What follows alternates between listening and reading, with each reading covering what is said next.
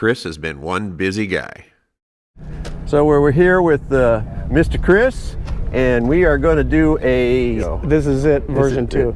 These were big projects. To the naked eye, most people wouldn't notice what they are. Yeah. I mean, I did little things like I made a piece of stainless trim for underneath the door where the Bluebird is. That was black before, and so I was working on the steps. Yeah. And I had some extra stainless left. I did a different, I've got 4 versions of these now because I've been selling these. So this is the new version with the smoked LED lights in there. Oh, very nice. And when you turn them on, they actually look pretty neat.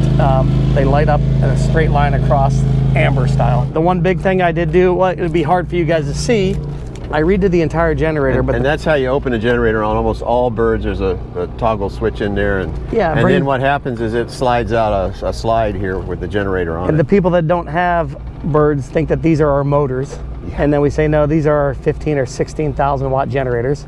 Oh, that's just a generator. I redid all of the hoses, the fuel lines. You can see on the backside here, I redid all the insulation. But the big project was the insulation on the inside. I redid all of the insulation, and I posted a video on my Wanderlodge renovation channel on YouTube about this. Yeah. I had heard this was nightmares. It turns out it's not, because all of that insulation is mounted to pieces of plywood that unscrew off the wall.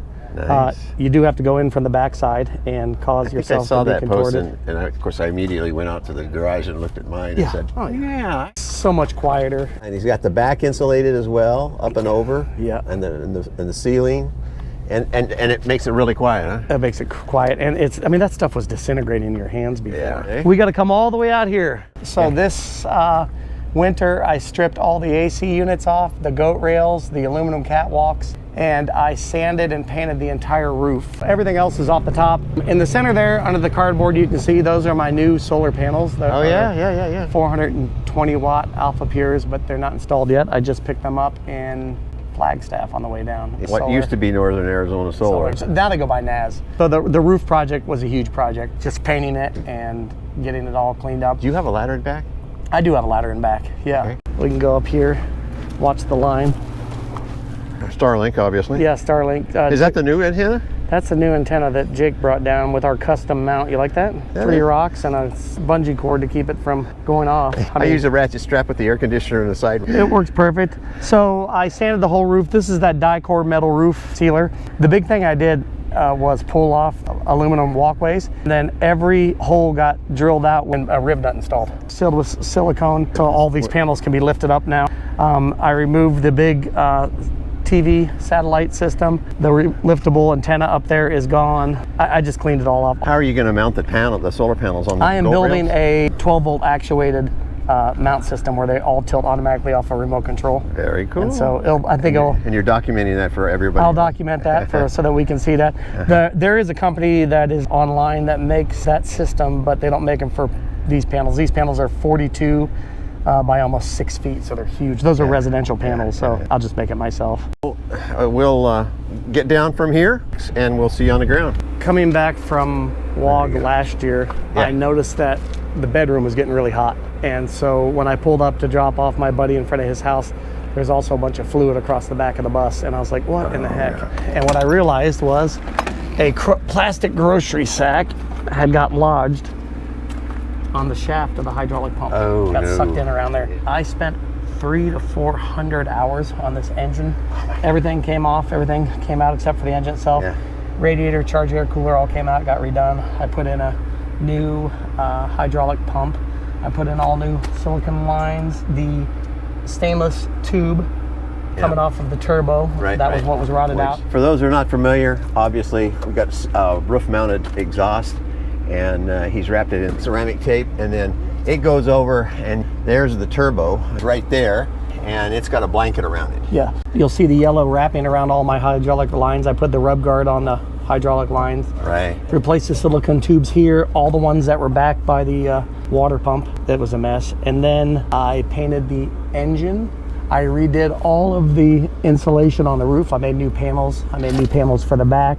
I replaced all the heat fire sensors in the ceilings. The 50DN alternator went. I replaced it with a Bosch 200 amp. Took my hydraulic tank out. I sandblasted it. He's talking about this. That's a reservoir for the hydraulic oil. So it does the power steering. And I took Mally's advice. I cut the solid steel lines coming out of hydraulic tank, spaced them about 1 inch, then put rubber on because these vibrate and they're causing the bungs on the bottom. Hit all my wires. So if you notice on a lot of the Bluebirds, you see all the wires on the front side. I hit all the wires. I repainted everything. Repainted my start box. Stripped down my. Have you talked to Robert? No. You guys would get along so well. And then back here, with the help of my buddy Kev, we went through and redid all of the wiring. Now, also new compressor, new fuel lines coming in. The big thing, we added lithium, which we'll get into on the inside. And so we had to go through and separate the chassis from the coach. So this bus now just runs the 3 batteries on the chassis. You'll notice that the... when he says chassis, he means the engine batteries. Engine batteries. So you'll notice that the 2 big house batteries, the 8Ds are missing. I built this box. This box is in place of where the other 4 8Ds used to sit. Oh, there we go. And then, I'll explain this in a second, that is a Boondocker 55 amp 4-stage charger for just the chassis batteries. Because I separated the house batteries and the chassis batteries, the inverters no longer charge the chassis batteries when the coach is not moving. And so this is now tied in so that when the generator kicks on or I'm plugged into shore power. So my buddy Kevin helped me with that. He was a huge help. And then of course, this is the next project. These are coming out. So these are all going inside the coach. They're coming out here this winter. And then this box will come out. And you're going to keep the Magnums, or are you going to go? Yeah, I like them. No, I like them. I mean, until they break. These are the 3012 hybrids, so they're. But I use a hybrid Magnum, and I've got a solar charge controller for Victron. And basically 2 shunts, one after the other in line, and the shunt for the Victron and the shunt for the Magnum, they are perfectly aligned after a period of time. And that is exactly how mine's done because Van told me to do it that way. Well, you got to admit it works. You know? I copied him. And then let's see, what else did I do? Silly things like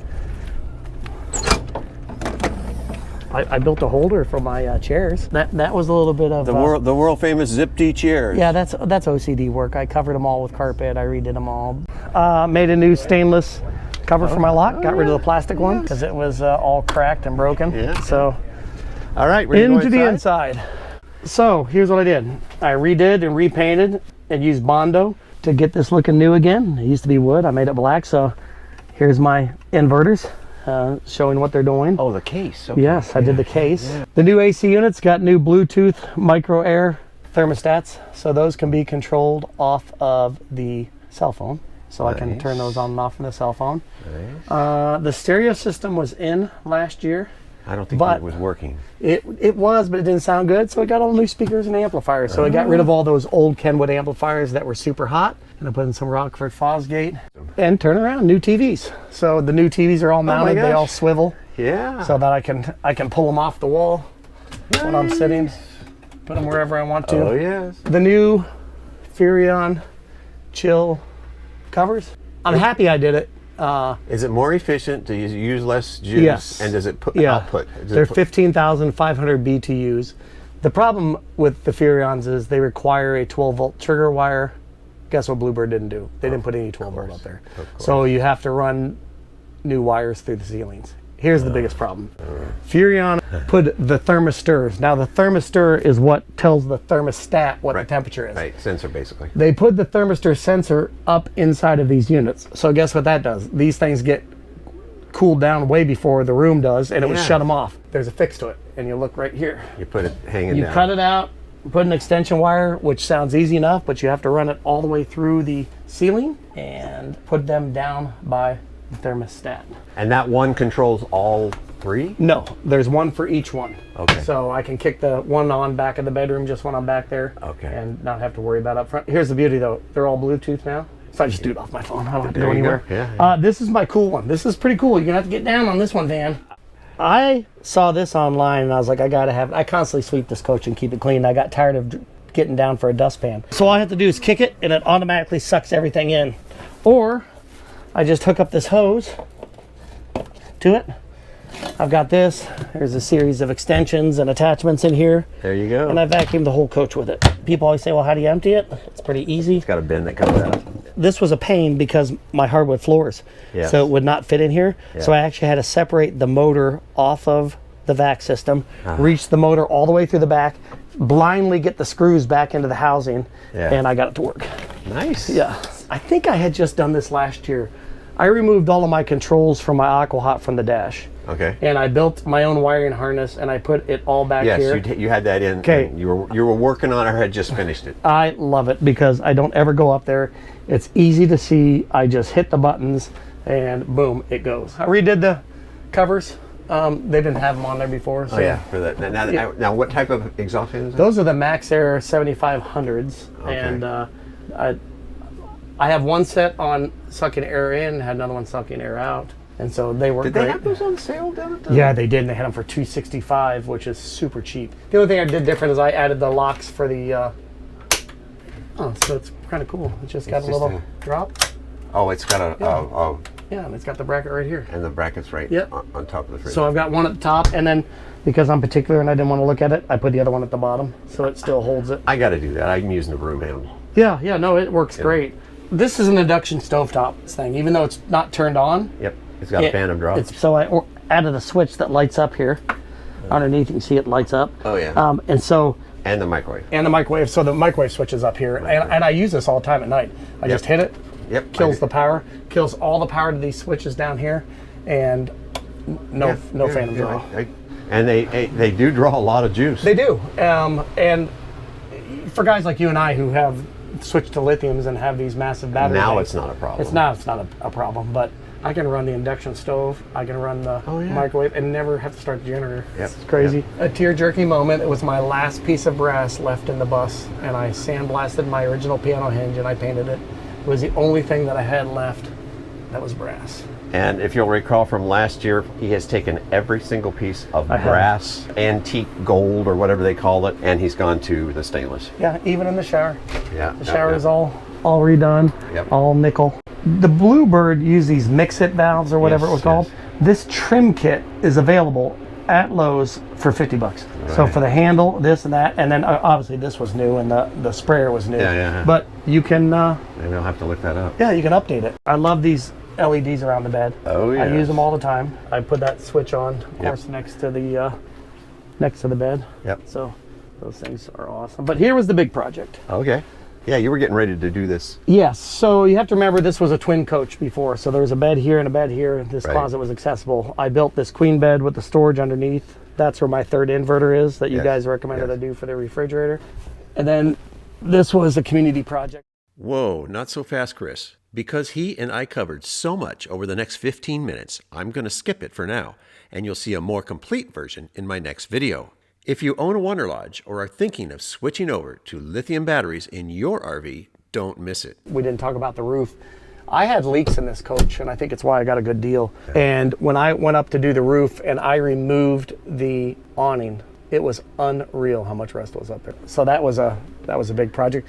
Now, going back over it, I don't know if I would do riv nuts again in the whole roof. It was a lot of work, and I don't know if I gained any benefit besides being able to take my catwalks off, which I don't know if I'll ever want to take the catwalks off again. Boy, those fans really work well. They push air like crazy. Man. Yeah, and so what's cool about them too is these things shut off and turn on automatically at night, depending on what you set the humidity at, what you set the temperature at. You got one of those, right? I do. It is amazing how off these gauges on the Nash are. And he's talking about the iPad there with Blue Fire. So this is the dongle that plugs into your OBDE port, or some of the older coaches, they have either a 9-pin or even some of them have a 6-pin. I think mine was a 6-pin. I just changed out all of those lights to LEDs. Can you turn the lights on right now? Will it even show? I don't know if they'll show up very much. You know what's funny? This altimeter, that darn thing's accurate. It works. It friggin' works. It's out of an airplane. Yeah, we were watching them. We're like, holy cow, that thing works. And he's talking about this right here. Bluebird, in their infinite wisdom, I don't have one an M380, but some of the slightly older coaches, they have that altimeter, and it really does work. It really, really works. Yeah. What happens when you finish? You'll never be finished.